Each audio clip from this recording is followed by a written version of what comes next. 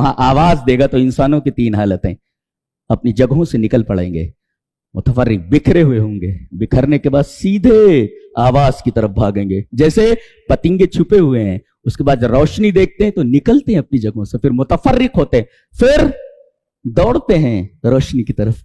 लिहाजा जिस तरह परवानों की 3 हालतें हैं, इसी तरीके से इंसानों की 3 हालतें हैं खटखटाने के बाद।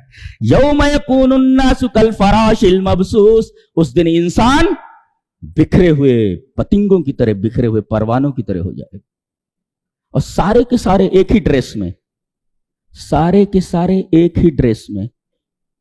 ड्रेस कैसा? फितरी ड्रेस, नंगा, टोटली न्यूड, नंगा, औरतें भी नंगी, मर्द भी नंगे, सब फितरी लिबास, कोई लिबास इनके बदन पर नहीं होगा। अल्लाह, पतंगों के बदन पर भी कोई लिबास नहीं होता। लिहाजा इंसान जब अपनी कब्रों से निकलेंगे सब के सब नंगे होंगे। एक नुक्ता, कहीं कहा गया अल-कुबूर, कब्रों से निकलेंगे, और कहीं कहा गया ये अजदास से निकलेंगे। है मल फर्क बैन अल कुबूर वल अजदास?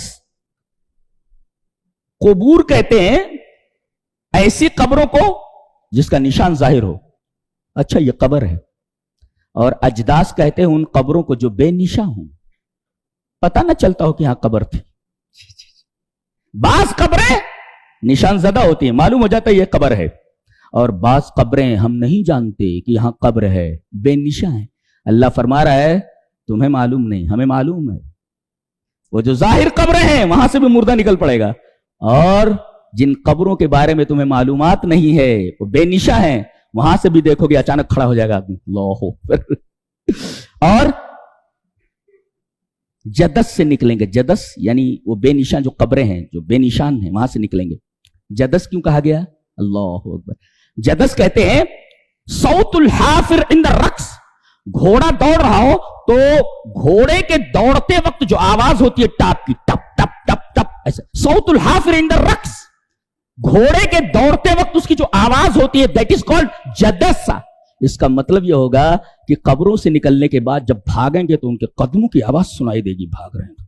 घोड़ा तेजी से भागता है तब उसके टापों की आवाज सुनाई देती है। जी, ट्रेन धीरे धीरे चले, धीरे धीरे तो पटरी से आग नहीं निकलती, लेकिन आप देखें जब ट्रेन फुल स्पीड में होती है तो पटरियों से आग निकलती हुई दिखाई देती है। जी, ऐसे ही घोड़ा धीरे धीरे चले तो उसकी टाप की आवाज नहीं आती, जब वो बड़ी तेजी से दौड़ता है टप टप टप टप, तब उसके टापों की आवाज आती है। अल्लाह फरमा रहा है तुम अपनी कब्रों से इस तरह निकलोगे, भागोगे, जैसे घोड़े की टापों की आवाज सुनाई देती है, ऐसे तुम्हारे भागने की, तुम्हारे कदमों की आवाज होगी। जदस है सौतुल हाफिर इन द रक्स, भागेगा आदमी, भागे। और किस तरह मिसाल दी गई, कान्नहुम जरादुम मुंतशिर, जैसे बिखरी हुई टिड्डियां हो। यहां कहा गया जैसे बिखरे हुए परवाने हो। अल्लाह ताला ने ये नहीं कहा बिखरे हुए मच्छर, मच्छर भी तो भागते हैं निकल करके रोशनी की तरफ। जी, कीड़े मकोड़े भी तो भागते हैं। परवाने और टिड्डियां, इन्हीं दोनों की मिसाल क्यों लाई गई? इस वजह से कि ये 2 मखलूकात ऐसी हैं जिनका कोई घर नहीं होता। ला वतन लहु वला मकर, न जरात का कोई घर होता है और न परवानों का कोई घर होता है, कोई घर नहीं होता इनका। ऐसे ये जो लोग कब्रों से निकले, इनका कोई घर नहीं है, इनके बदन के ऊपर लिबास नहीं है। घर तो छोड़िए, घर होता तो बेलिबास क्यों निकलते? टिड्डी ला वतन लहु मकर, टिड्डी का कोई घर नहीं होता, खानमा बर्बाद होते हैं ये। और पतंगों का भी कोई घर नहीं होता, खानमा बर्बाद होते हैं।